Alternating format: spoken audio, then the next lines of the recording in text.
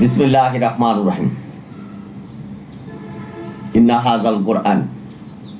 সালাম জানাচ্ছি আপনাদের সকলকে। সালামুন আলাইকুম। শুনছেন QM Quranic Messages YouTube channel. আজকে আমি কথা বলছি অনেকেরই প্রশ্নের জবাব যে ঈদের নামাজ কি আল্লাহর হুকুম কিনা। ধন্যবাদ আপনাদেরকে সুন্দর প্রশ্ন করেছেন। আমি তুলনামূলক কোরআন ভিত্তিক উত্তর দিচ্ছি। না ভাই, ঈদের নামাজ আল্লাহর নির্দেশনার মধ্যে নেই। যেহেতু কোরআন আল্লাহর নির্দেশনা, এই নির্দেশনার মধ্যে আল্লাহ এ ধরনের কোনো নির্দেশনা দেয়নি। সুতরাং এই ঈদ সম্পর্কে বিশেষ কোনো আলোচনা নেই, তবে তুলনামূলক আলোচনা করা যাবে মোল্লারা যা বলছেন আমাদেরকে। ঈদ শব্দের অর্থ হলো বারবার ফিরে আসা, পুনরাবৃত্তি। আমাদের মোল্লারা বলছেন খুশি, আনন্দ, যার জন্য মানুষ আনন্দ করছেন। পার্কে,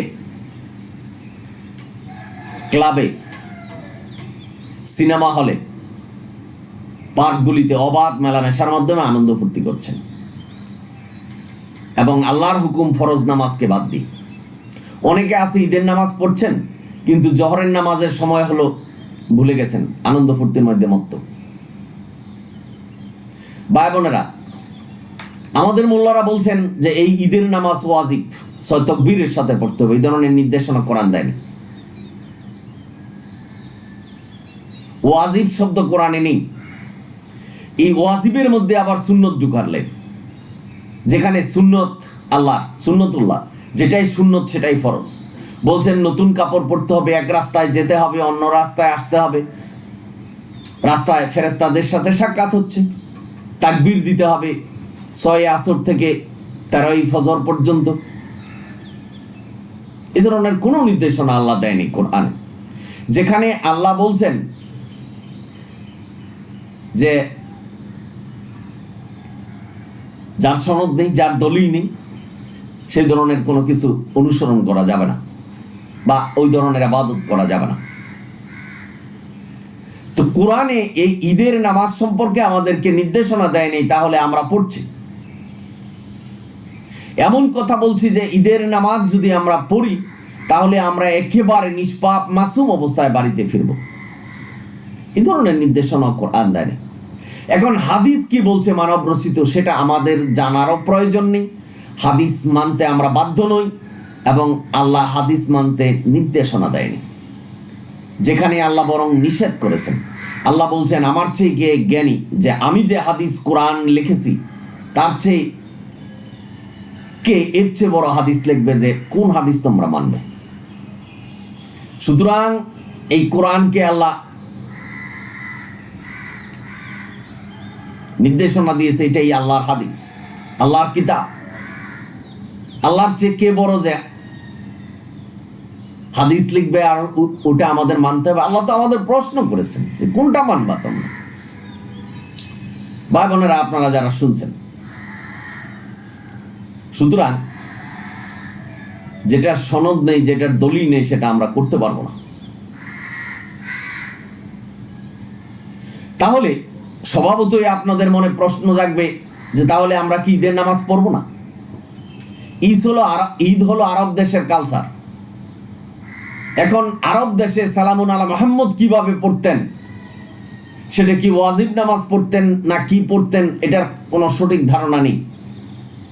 হাদিস বর্ণনা করেছেন, হাদিসে লক্ষ লক্ষ হাদিস জাল, মিথ্যে। সালামুন আলা মুহাম্মদের কিয়ামুল লাইল পড়তেন, সেটাকে এখন তারাবির নামাজ হিসাবে মানুষ পড়ছে। এখন নবী এই ঈদের নামাজ কিভাবে পড়তেন সেটার ধারণা কিন্তু কোরআন দেয়। এই ক্ষেত্রে আমি বলতে পারবো যে আল্লাহ নফল নামাজ পড়তে বলছেন।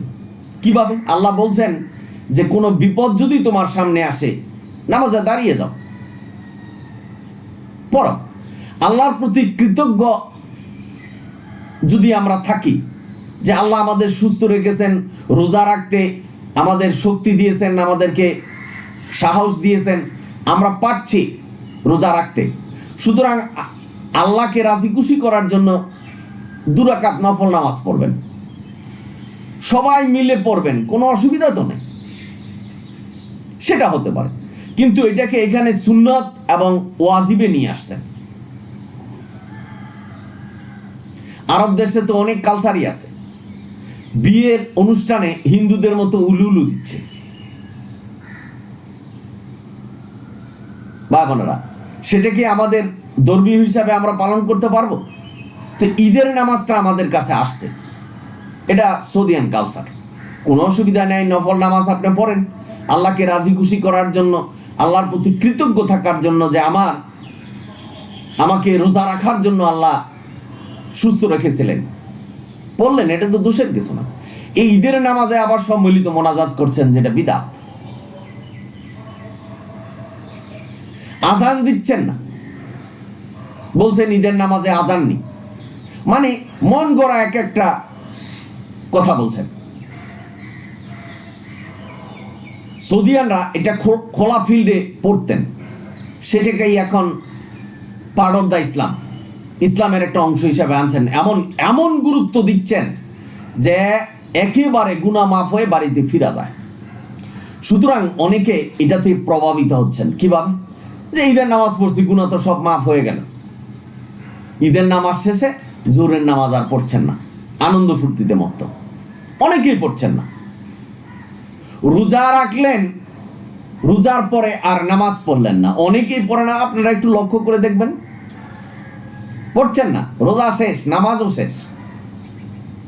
এই যে ঈদের নামাজের এতটা গুরুত্ব দেওয়ার কারণেই কিন্তু এই অবহেলা হচ্ছে। ভাই বোনেরা, আপনারা যারা শুনছেন, আমাদের দেশে বা পৃথিবীর সব দেশেই জেনা ব্যভিচার হয়। তো উদাহরণ দিচ্ছি, এই জেনা ব্যভিচারটা হয় কেন? কারণ হলো বিবাহটা কঠিন হচ্ছে। সৌদি আরবে অনেক টাকার প্রয়োজন বিবাহ করতে, বিবাহের বয়স চলে যাচ্ছে, ছেলে মেয়েরা বিবাহ করতে পারছে না, বিশেষ করে মেয়েরা বৃদ্ধ হচ্ছেন, বিবাহ হচ্ছে না। আপনারা যারা সৌদি ছিলেন দেখতে পারবেন, এখানে একটা কঠিন বিবাহ জিনিসটা একটা কঠিন হয়ে দাঁড়িয়েছে।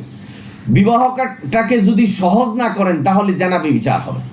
আবার সৌদিতে হালাল পতিতালয় বানাচ্ছেন, অবশ্যই এটা সিয়াদের অন্তর্ভুক্ত, হালাল পতিতালয়। আরো অনেক কিছু দেখবেন সৌদিতে, সিনেমা হল চলছে। ভাই বোনেরা, আপনারা যারা শুনছেন, তবে সৌদি থেকে ইসলামের সূচনা হয়েছে, এই সৌদি থেকে ইসলাম ধ্বংস হয়ে যাবে। সুতরাং তাদের যে কালচার, এটা আমাদের দেশে এসেছে। এই ঈদ এখন এটা পার্ট অফ দ্য ইসলামের একটা খুব গুরুত্বপূর্ণ পার্ট হিসাবে আমরা অনুসরণ করছি। ভাই বোনেরা, এবং এই ঈদের রাতের ইবাদতের কথা বলছে। ঈদের রাতে যারা ইবাদত করবে সমস্ত গুনাহ মাফ হয়ে যাবে, এই নির্দেশনা কি কোরআন দিয়েছে? আপনি প্রতি রাত্রে যে কোনো সময় ইবাদত করতে পারবেন। ঈদের রাত্রের বিশেষ একটা ইবাদতের কথা আমাদের মোল্লারা বলছে। খুশি কি? ঈদ যে আমাদের মোল্লারা বলছেন খুশি, খুশি কি? আপনি একটা কিছু পাওয়ার যোগ্য যখন হবেন তখন সেটা হলো খুশি। যেমন আপনি আপনার শরীর সুস্থ আছে, আল্লাহর হুকুম বিধান সব কিছু পালন করলেন, আপনি জানলেন, আপনার হিসাবে মনে হলো যে আমি জান্নাতে যাব, এটা হলো খুশি। কারণ জান্নাত এমন একটা বিষয় যেটা আমরা কল্পনা করতে পারি না, এরকম একটা শান্তির জায়গা। সেখানে আমরা থাকবো কি কারণে? আল্লাহর হুকুম যদি আমরা পালন করি, তা আল্লাহর হুকুম বিধান যদি আমরা পালন করতে পারি, এর চেয়ে বড় আনন্দ হতে পারে? যার সনদ নেই, যার দলিল নেই, সেটাকে অনুসরণ করছেন এবং সব গুনাহ মাফ হয়ে যাচ্ছে, এইভাবে বলছেন যে ঈদের জামাত বললে আল্লাহ মাফ করে দিতে পারেন সব সময়, যে কোনো সময়, কিন্তু এটা যে করবেন এই নির্দেশনা কি আল্লাহ দিয়েছেন? মানুষ জানে, প্রচার করছেন আমাদের মোল্লারা এইভাবে। সুতরাং ভাই বোনেরা, আশা করি বুঝতে পেরেছেন যে ঈদের নামাজ এটা আল্লাহর হুকুম নয়। মোল্লারা বলছেন ওয়াজিব, ওয়াজিবই কোরআনে নেই। এটা এই নামাজ আপনি আল্লাহর প্রতি কৃতজ্ঞ থাকার উদ্দেশ্যে নফল নামাজ পড়তে পারেন। কিন্তু ওয়াজিব নামাজ হিসাবে নিয়ত করলে আপনি এটা হচ্ছে না, কারণ আল্লাহর নির্দেশনা নেই যে ওয়াজিব নামাজ পড়তে হবে। আর এই ঈদের নামাজ না পড়লে আপনি গুনাহগার হবেন, এই ধরনের নির্দেশনা নেই। আপনার খুশি, ঈদের নামাজ পড়লে পড়বেন, না পড়লে না পড়বেন, কিন্তু এটাকে নফল নামাজ হিসাবে পড়তে পারেন। কিন্তু ওয়াজিব পড়তে পারেন না, বাধ্যতামূলক এটাকে সুন্নত হিসাবে ধরে নিতে পারবেন না। এক রাস্তায় যেতে হবে, অন্য রাস্তায় আসতে হবে, তাহলে আল্লাহর সাথে মিথ্যা বলা হবে, কারণ সুন্নত হলো আল্লাহ এই ধরনের নির্দেশনা দেন। আশা করি আপনারা বুঝতে পেরেছেন যে কথা বলছিলাম। ভাই বোনেরা, আপনাদের আমি বলছি যে ঈদের আনন্দ করেন, কোরআনের সীমার মধ্যে থেকে করেন। ছেলে মেয়ে অবাধে ঘোরাফেরা, পার্কে, বিচে, এই ধরনের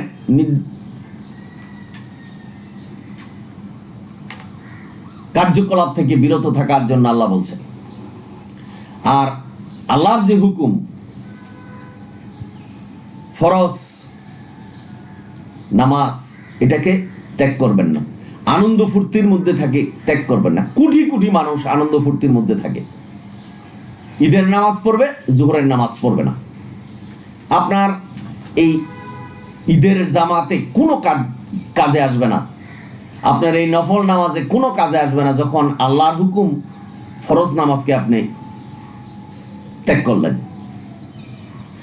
এর জন্য আল্লাহ কিন্তু বলছেন বিদাত, অর্থাৎ আমি যা বলিনি সেটা তোমরা করবে কেন, সেটা আমার হুকুম বিধান হিসাবে করবে কেন? তোমাদের ইচ্ছা হয় নফল নামাজ পড়ো, ইচ্ছা না হয় পড়ো না, কিন্তু ফরজকে আগে ধরে রাখতে হবে, ফরজকে আগে পালন করতে হবে। এই যে কার্যকলাপ, এই যে কথা, এই ওয়াজ কিন্তু মানুষ আপনাদের শোনাচ্ছেন না। ঈদের জামাতের কথা বলছেন, সেখানে অনেকে কালেকশন করছেন, মোল্লাদের জন্য কালেকশন করছেন, মোল্লারা নামাজ পড়াচ্ছেন, টাকা নেবেন। যারা দিচ্ছেন এবং যারা নিবেন তারা সবাই গুনাহগার হবেন, কারণ